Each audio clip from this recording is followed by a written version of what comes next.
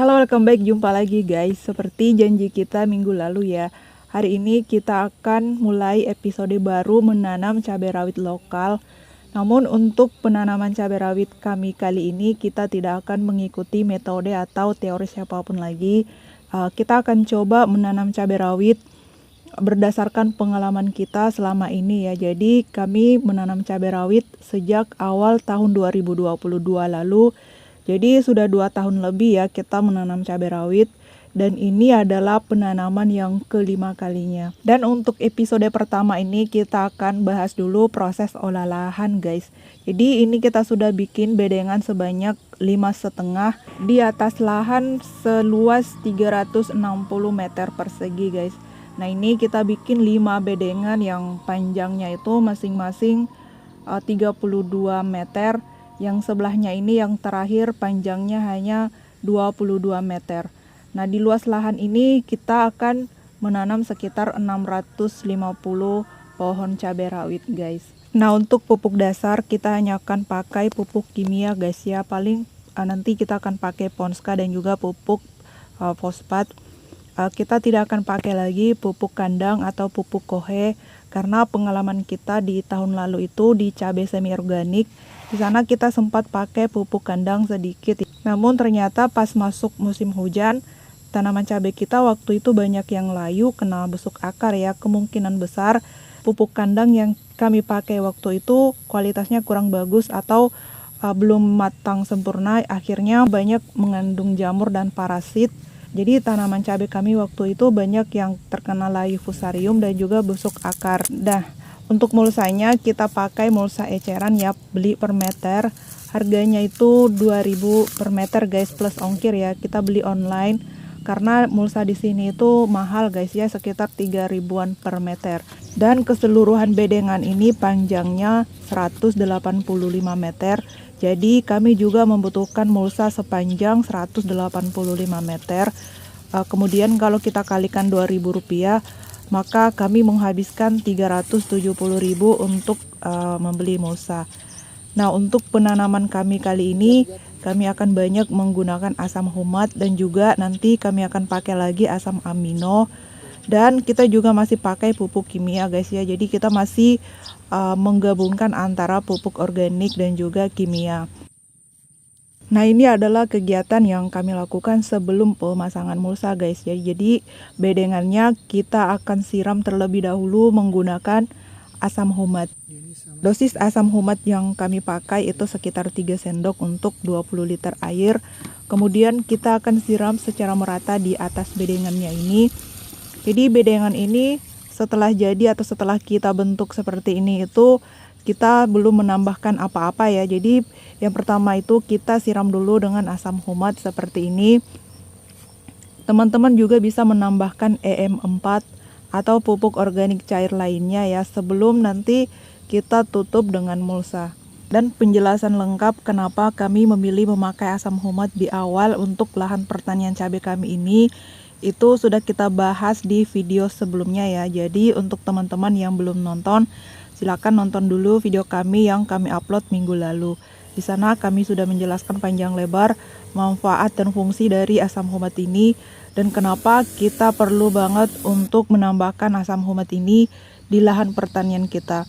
Jadi syukur-syukur suatu saat kita bisa mengembalikan unsur hara yang hilang dari lahan pertanian kita. Selama ini kita garap, kita tanami terus-menerus. Nah setelah kita memasukkan asam humat, besoknya kita tabur lagi kapur dolomit guys. Nah untuk pemberian kapur dolomit ini disesuaikan dengan kondisi lahan kita masing-masing.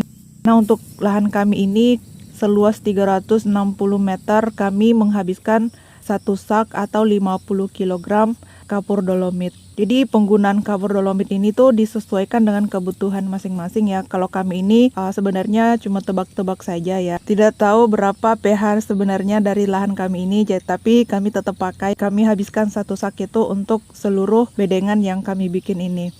Dan untuk pupuk dasarnya itu kita pasang di tengah-tengah, karena nanti tanaman cabainya akan kami tanam di sisi kiri dan kanan ya. Jadi 2 jalur.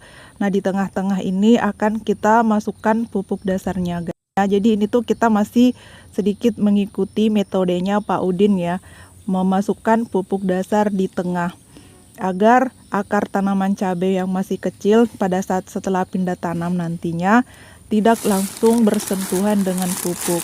Makanya pupuknya itu kita taruh di tengah-tengah.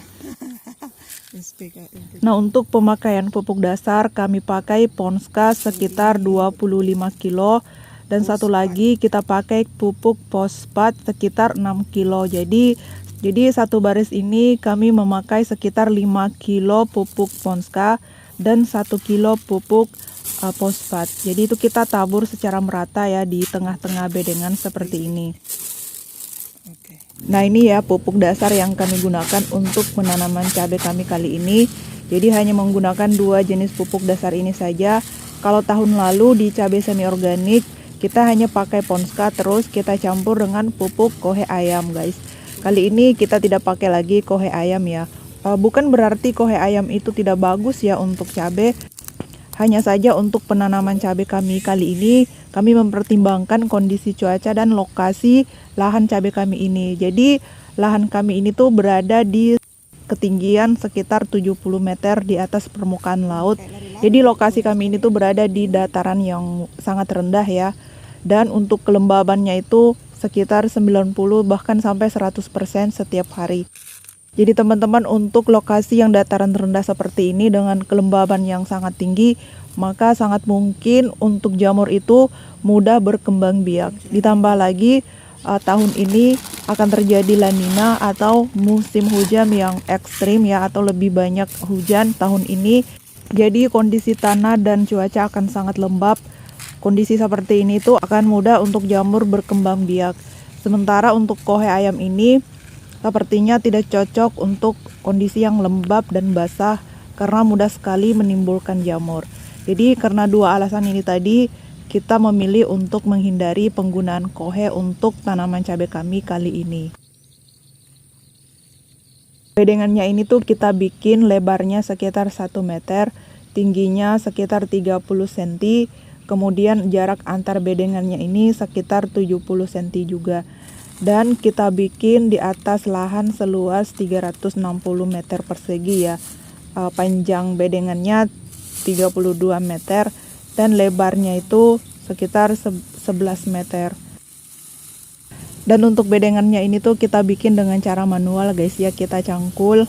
Makanya bedengannya ini tuh kurang rapih karena yang bikin bukan tenaga profesional guys ya. Kita bikin selama bulan puasa kemarin, kita coba cangkul pelan-pelan dan seperti inilah hasilnya ya.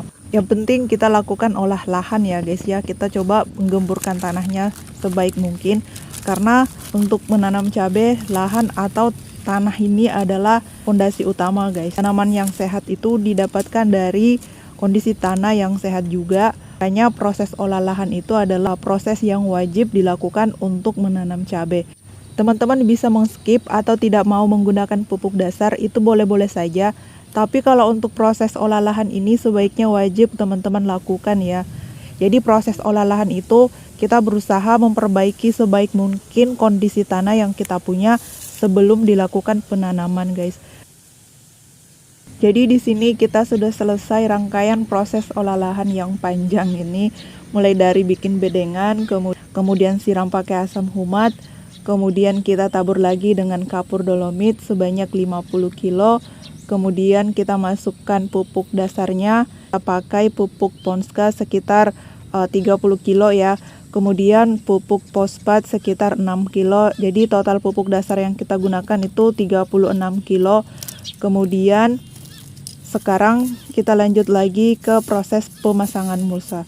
Nah, mulsanya ini kita sudah jelaskan di awal ya. Kita beli eceran, 1 bungkus ini panjangnya 40 meter guys. Jadi untuk lahan kita ini kita beli sampai 5 kali ya untuk mulsanya.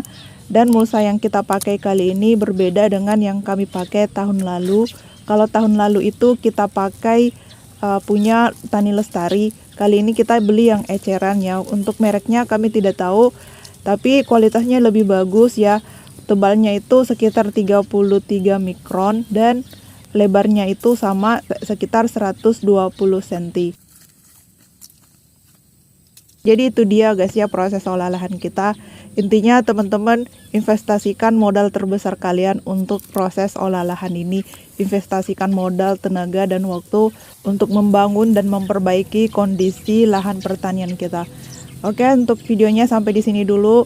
Video berikutnya kita akan bahas proses pembibitan sampai pindah tanam guys.